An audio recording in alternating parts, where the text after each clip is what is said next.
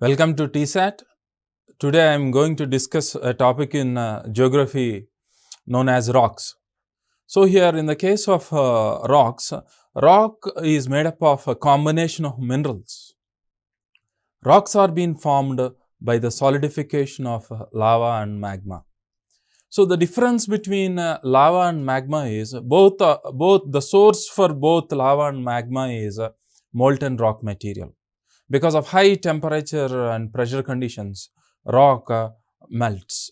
So here, when the molten rock is in the Earth's interior, which is not been exposed to the atmosphere, we call it as magma. When the magma erupts out and exposing out to the surface of the Earth, we call it as lava. So this magma and lava, when the temperature decreases, solidifies to form rocks. So, these rocks which have been solidified because of lava and magma, because of the decrease in the temperature, are known as igneous rock bodies. These igneous rock bodies or igneous rocks are otherwise also known as primary rocks or parent rocks, because these are the rocks which have been formed initially during the formation of the Earth, and this material, the magma which has formed into igneous rock bodies resulted in the formation of other different variant types of rocks because of different processes known as sedimentary rocks and metamorphic rocks. So, based upon the formation, the rocks are being classified into three types: igneous rock bodies, sedimentary rock bodies, and metamorphic rock bodies. So, here in this case of different variant types of rocks are considered. The way they have been formed, for example, igneous rocks are being formed by the solidification of lava and magma. These are also known as parent rocks because the other rocks are formed from the igneous rock bodies. So, in this case, these igneous rock bodies, when they are being subjected to certain processes of the Earth, they are being converted into sedimentary rocks and metamorphic rocks. So, both the rocks being formed by the solidification of lava and magma together known as igneous rocks. In the case of sedimentary rocks, the name itself says that the rock is the resultant of sedimentation. So, here what happens is, because of the process of weathering and erosion, what happens is the agents of weathering and erosion, like for example, the moving water, when it is moving from the higher elevated region, because of the kinetic energy the water has got, weathers the rock and erodes the rock. So, the difference between weathering and erosion is, in the case of weathering, means a larger rock particle becoming smaller particles is known as weathering. A smaller sand or gravel is known as weathering. And these smaller particles which have been converted from the rocks, which are being carried to different parts, different regions, is known as erosional activity. In this process of erosional activity, these sand, gravel material settle at the lowest place possible when the water is moving. In this process of sedimentation, a layer by layer, rocks are being, these sand particles, the weathered particles are being settled down layer by layer, which have been subjected to weathering and erosion. So, in this process, what happens is compaction happens because of the pressure, because of the weight of the different layers which have been sedimented, because of the pressure being built because of gravity. The sand grains which have been settled in the process of sedimentation are being compressed to form a single rock known as sedimentary rock. The cementing is being formed by the solutional activity of certain minerals like calcium, etc. When they have been dissolved from the higher elevated rock regions, acts as a cement between the sand grains, leading to the compaction of the sand grains, leading to the formation of a single rock known as sedimentary rock. So, the next rock is the metamorphic rock. Metamorphosis means change. In this process, what happens is, the change here is because of certain factors like temperature and pressure. So, here the change happened because of temperature is known as thermal metamorphosis, whereas the change in the rock in terms of their color, composition, texture, strength, sometimes even the mineral composition varies because of temperature is known as thermal metamorphism, whereas in the case of pressure is known as a dynamic metamorphism. So, there is a change happening in the nature of the rock, in its color, texture, mineral composition, strength, etc. because of temperature and pressure. This change in these natures is known as a metamorphic rock. So, igneous rock is known as a parent rock material because igneous rock can be converted into a sedimentary rock and igneous rock can be converted into a metamorphic rock also. So, in the rock cycle, I will be explaining you how one rock converts into other at the end of completing this the concept of rocks. So, based upon the source, the kind of minerals available, based upon the kind of sedimentary mechanism, temperature conditions, pressure conditions, even these 3 different variant types of rocks are being classified into different ways. So, different examples of igneous rock bodies has being projected to you. So, granite is an example of igneous rock body. For example, obsidian is an example of igneous rock body. Scoria, pumice are examples of igneous rock bodies. So, in the examination, they will be asking you different choices to identify different options being given to you, or they may give you in the match the following to identify different variant types of these igneous rock bodies, sedimentary rock bodies and metamorphic rock bodies, which have been formed because of these different 3 different processes with which these rocks have been formed. In the case of sedimentary rocks, the limestone, shale, gypsum, sandstones are the classic examples of sedimentary rocks. In the case of metamorphic rocks, the marble, slate, quartz and gneiss are the classic examples of these different variant types of metamorphic rocks. So, fundamentally rocks are being classified into igneous, sedimentary and metamorphic, and these are the different variant types of these basic 3 different variant fundamental types of rocks. So, this variation is because of the way they have been formed in terms of the phenomena and even the mineral composition. Rock itself is an aggregation of minerals. So, these igneous rock bodies are being classified into 2.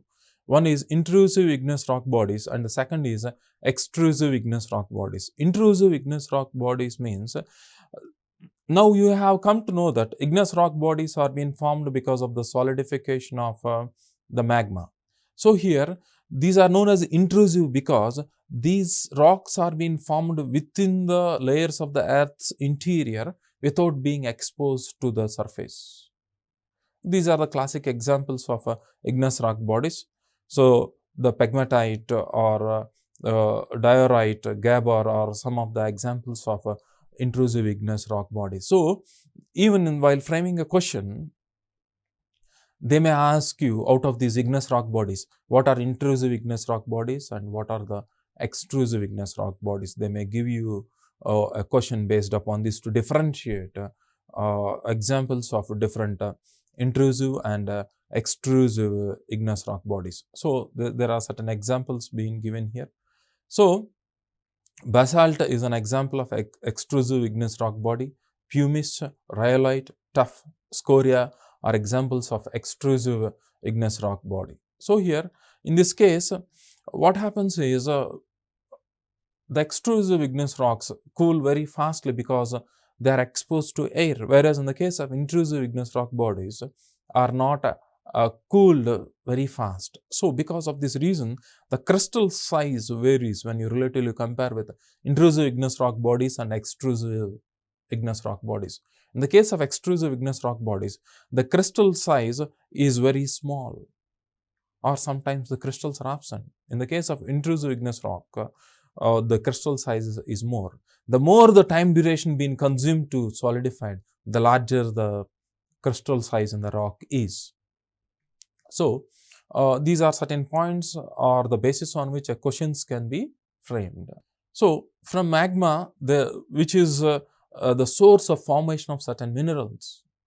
So, there might be a question to you, what are the different kinds of minerals which are available from the source of magmatic rocks. So these are the different kinds of metallic minerals like iron, nickel, copper, lead, zinc, chromite, manganese, gold, platinum, and diamonds, where a diamond is not a metal, of course. So these are the different kinds of metallic minerals which are available in magmatic rock, and a question can be framed on this.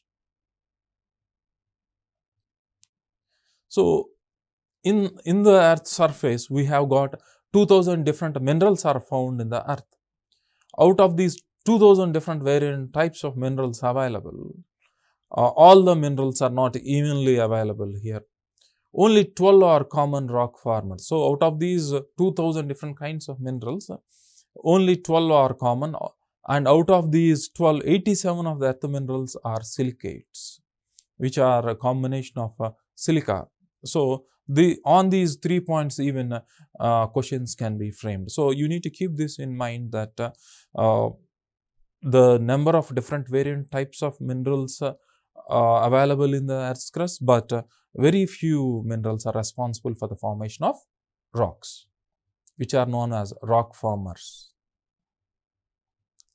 So here, when we relatively compare with the rocks here, as I have differentiated between sedimentary rocks, igneous rocks, and metamorphic rocks, when the surface area, on the top of the surface area of the Earth is considered, the extent of area occupied in terms of area, 75% of the Earth's surface area is being covered by sedimentary rock.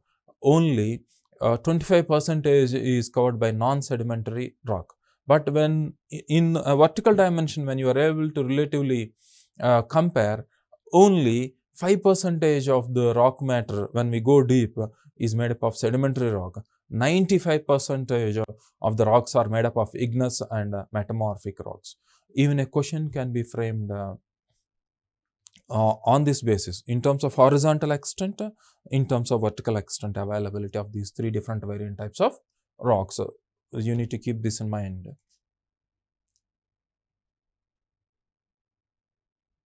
So the composition of, out of these sedimentary rocks, the composition of these 3, 8% in terms of limestone, 12% in terms of sandstone, and 80% in terms of shale, out of the different variant types of sedimentary rocks. The examples of extrusive igneous rocks: pumice, basalt, rhyolite, already we have discussed this. So intrusive igneous rocks, they have been, the way they have been formed, magma, when it has been solidified very slowly, because of which the crystal size is large, what I have discussed with you. So igneous rocks are formed both from magma and lava. That you need to keep in mind, because both magma and lava has got a source from molten rock.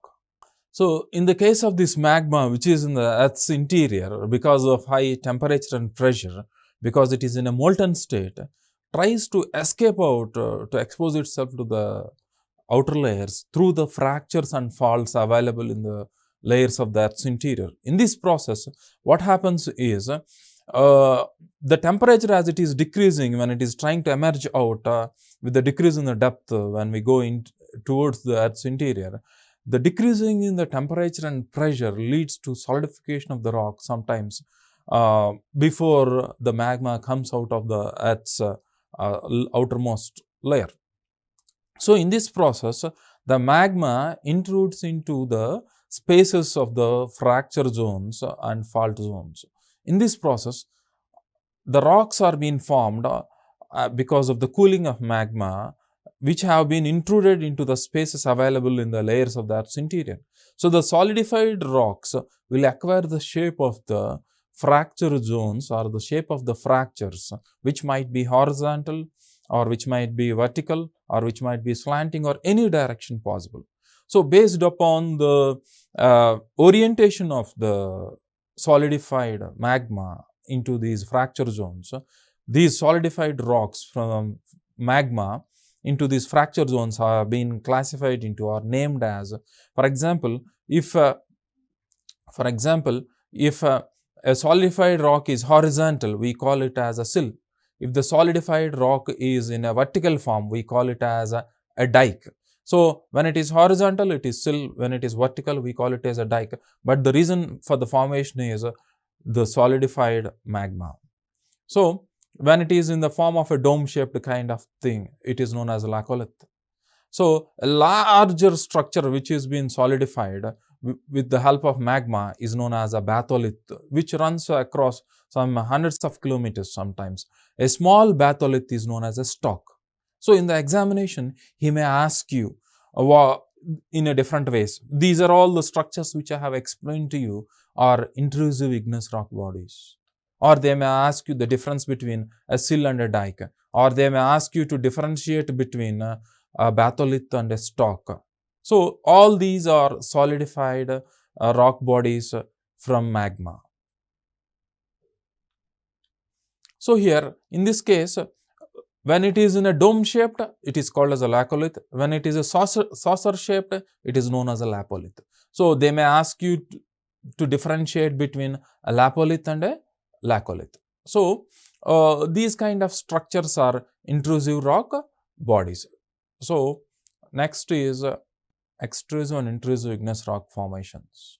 One is outer layer of the earth and which are in the internal layers of the earth. The different kinds of minerals which are available here, as I have discussed in the case of igneous rock bodies, but in the case of metamorphic rocks, they may ask you what are the different kinds of minerals available in metamorphic rocks. So, they include anthracite, quartz, marble, slate, granulite, gneiss and schist. So, here in the case of this metamorphic, anthracite is considered as the purest form of coal. So, when the coal is being subjected to metamorphosis, it is being converted into anthracite. So, this can be asked as an objective bit. This already been discussed. The metallic ores derived from igneous rock bodies can be an objective bit.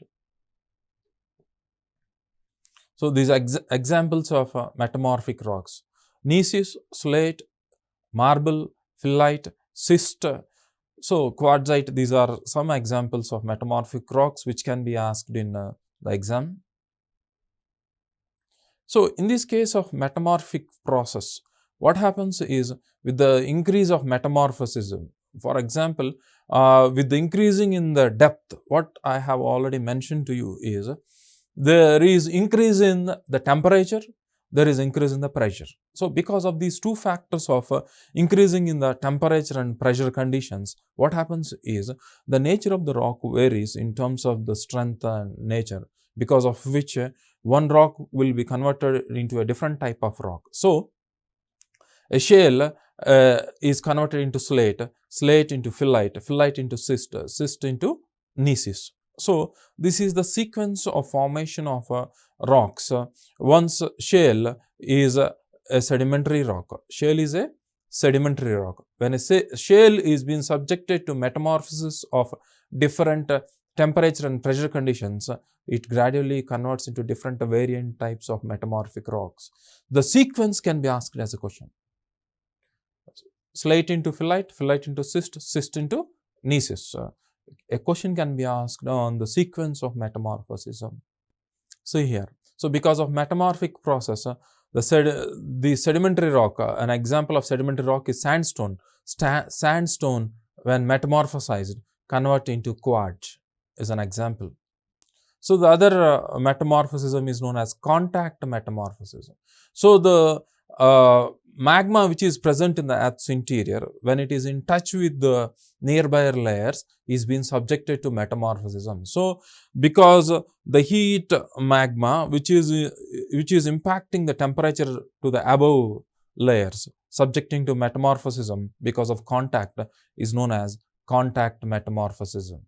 So, dynamic and thermal metamorphosis, which I have already mentioned, because of dynamic metamorphosis is because of the pressure variations when the rock is changing its form and minerals. Thermal metamorphism is because of the temperature. So, in this process, granite turns into gneiss, clay and shale to schist. The next is sedimentary rocks. So, in the case of sedimentary rocks are formed because of the process of sedimentation, because of the process of weathering and erosion. So, the weathering and erosion of rocks are because of mechanical factors and because of chemical factors. So, mechanical factor is because of just sheer mechanical energy. The larger rock particles become smaller rock particles. For example, the moving water from the higher elevated regions to the lower regions from the mountains, what happens is the water has got a kinetic energy. This kinetic energy makes the rocks to crack subject to weathering and erosional activity. So, there is no chemical change or there is no change in the composition of the mineral of the rock. There is just a larger particle becoming a smaller particle. So, this is known as a mechanical weathering.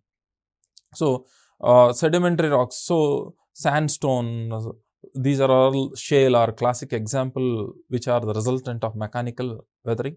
Whereas in the case of chemical weathering, what happens is there is a change in the chemical process because of the rocks being reacting with carbon dioxide, oxygen, etc. In this process, the chemical composition of the sedimentary materials vary. So, iron ore is being formed because of reacting with oxygen, etc. Flint, dolomite, and some limestones are classic examples of rocks which are being formed because of chemical weathering. So, they may ask you here in this case to in framing questions in terms of to differentiate different types of rocks which are being formed because of mechanical weathering and chemical weathering. These are different variant types of sedimentary rocks formed because of mechanical and chemical weathering. Coal and limestone are sedimentary rocks of organic origin. So, why these two stones have been classified as an organic rocks? Because these two stones or coal, for example, which is being used as a fuel, which is being converted into anthracite, graphite because of the metamorphic process. Because they have got source from living organisms. That is the reason why, for example, coal is being formed from plants. For example, limestone is being formed sometimes.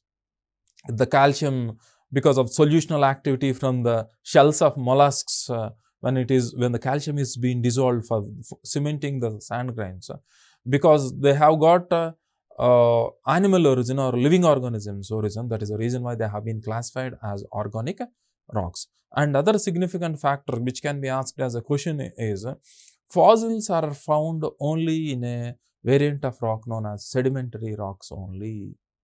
In other variant types of rocks, fossils are not found. The reason behind it is, in the process of sedimentation, what happens is, layer by layer when they are being sedimented here, because of the process of weathering and erosion, what happens is these living organisms, whether the fish or the plant or the algae, whether it can be in the Indo-Gangetic plain, the sedimentation happening from the Himalayas, or in the case of an ocean, when the river is flowing, what happens is layer by layer when they are being sedimented, when these plants and animals die, they are being buried under the layers of the rock, subjecting to pressure and temperature. In the absence of oxygen because of high temperature and pressure, these living organisms are responsible for conversion into fossil fuels over millions of years. The petroleum is one such liquid fuel which is being derived from these living organisms which are being trapped in the process of sedimentation because of temperature and pressure. So, fossils are found only in sedimentary rocks, whether it is coal, whether it is petroleum, these two are present, and in any fossils of animals and plants where archaeologists excavate are found only in the sedimentary layers. So, these are the basic features of the sedimentary rocks which have got different layers because they are being deposited and cemented. Cracks, fossils are found, and concretion means cemented because of the pressure. That is the reason why these sedimentary rocks have got all these kind of characteristic features. So, the minerals which are being derived from these sedimentary rocks contain minerals like feldspar, gypsum, iron oxide, dolomite, quartz, and carbonates. So these are the different kinds of minerals derived from sedimentary rocks. So friends, so I have specified that the minerals which are being derived from the igneous rock bodies, the minerals which are being derived from metamorphic rock bodies, and the minerals which are being derived from sedimentary rock bodies. So questions can be from the source of mineral and the type of rock. Match the following into any types can be formed. So you need to learn the way to form or frame a question by observing the previous papers with the content being given to you. Rock cycle. So here in the case of this rock cycle, rock cycle, what we need to understand is one form of rock is being converted into another form of rock through this process which I have explained to you. For example, when an igneous rock is being subjected to weathering and erosion, what happens is it is subjected to sedimentation, and because of the sedimentation and cementation and pressure, it leads to formation of sedimentary rock. So when the sedimentary rock is, because of magmatic activity, when it is being melted, it can be converted into igneous rock body. So there is possibility of conversion of one rock into another rock. In the same way, when the igneous rock body is being subjected to dynamic metamorphism or thermal metamorphism, this igneous rock body can be metamorphosized into a metamorphic rock, and a metamorphic rock when melts can be converted into an igneous rock body. Metamorphic rock when subjected to weathering and erosion can be formed into a sedimentary rock. When sedimentary rock is being subjected to metamorphism of thermal metamorphism or dynamic metamorphism, sedimentary rock can convert it into a metamorphic rock. So friends, this is about rocks, and I will be discussing with groundwater and karst topography in the next episode.